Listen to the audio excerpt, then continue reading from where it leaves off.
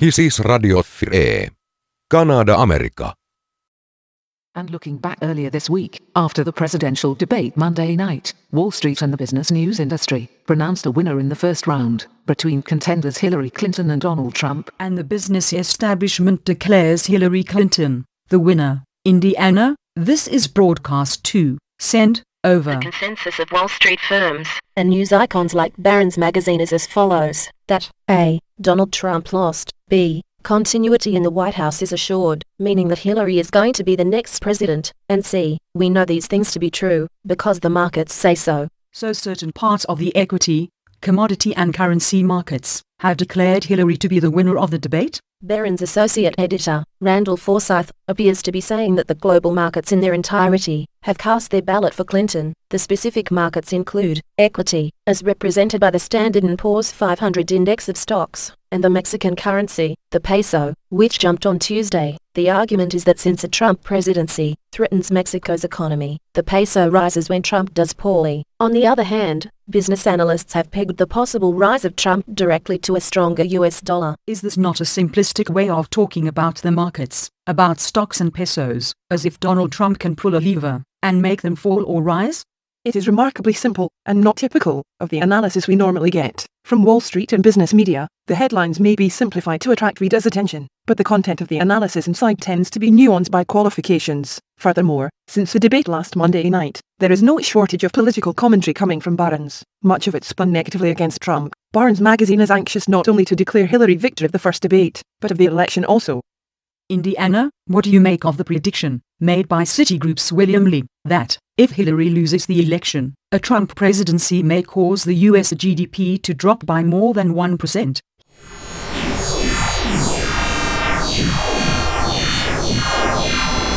And then I suspect that in the first debate he'll be roundly defeated by Clinton, and he'll begin to see his own franchise being impaired. It already is. And he doesn't like to lose. Bill, jump in here, please. And, if that were to happen, that would reduce a lot of the policy uncertainty that's a huge drag on the U.S. economy right now. The report I just published last night that our city clients can get immediately is that policy uncertainty is at the Trump level, if it were to be at the same level as, say, the debt crisis, could draw down the U.S. GDP by 1.3 percentage points, 1.3 percentage points, just because of policy uncertainty.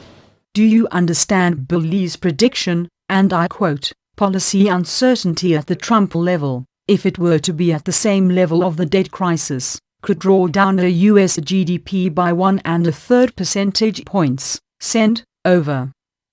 Anything as bad as the debt crisis could drag down GDP by 1% or more. This is a non-falsifiable argument, but there are two problems with the underlying claim. Why is there policy uncertainty? The Detroit speech delivered Trump's economic vision in the broad strokes, with numerous specifics, including eliminating the death tax and repatriating American capital from abroad. And secondly, even if uncertainty about Trump's policies does exist, how is this going to impact American productivity?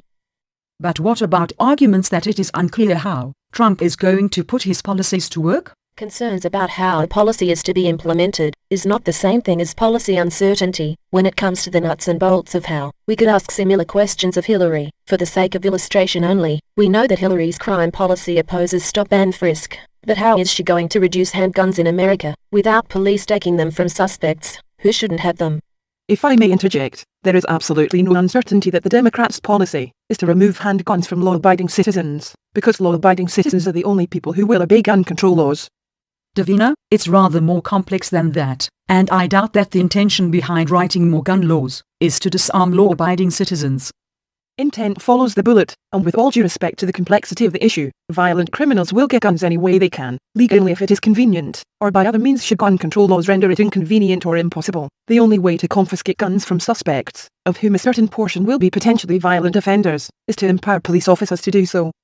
Getting back to policy of an economic nature, Indiana, even if we accept Bill Lee's claim that policy uncertainty surrounds Trump, how does this lead to a drop in US GDP? Uncertainty causes fluctuations or erratic moves in the markets, as was the case Thursday due to Deutsche Bank fears. But how would alleged uncertainty regarding Trump's economic plan reduce American productivity? Send over. Impossible to tell on the basis of Lee's general comments alone. It's no secret that elections create uncertainty, but the big mover of world markets is China, not Donald Trump, and the biggest Wall Street crashes took place in non-election years. In the year 2016, Wall Street players like Citigroup and business news organizations such as Bloomberg and Barron's may be disguising political advocacy as economic analysis.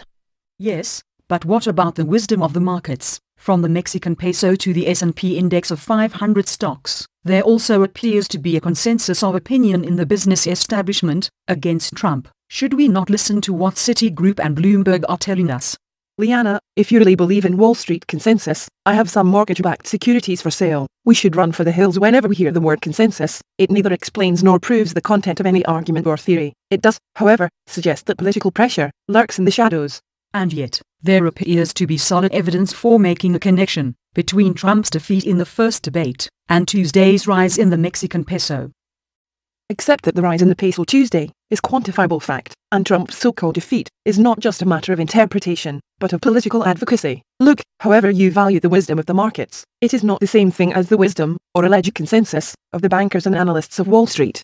But in this new age of activism, even the markets, along with the weather, may be politicized by the big players. Quoting Ben Levison this Friday, big money is clearly backing Clinton. Levison also predicts if Trump wins the election, the markets will tumble because big money will likely rush to sell to make a political point. So Ben Levison's prediction is as follows: the big players will sell their shares in the market, not out of fear or panic, but in order to protest the election of Donald Trump. That's good copy. Over. Levison's article this Friday is strikingly original, and yet also typical of credible economic analysis. It takes into account the political factors, without becoming political itself. The author shows no favor to either candidate. Since big money and Wall Street are backing Hillary, I have a question. At the Oscars this year, when cinema star Leonardo DiCaprio advised Americans to not vote for the billionaire, who was he referring to, Donald Trump or Hillary Clinton? And at this juncture, our commentary comes to a close. I wish all of our listeners a happy week. End. This is Broadcast Lead, out. Out there the laws are coming. I'm standing so tired of running.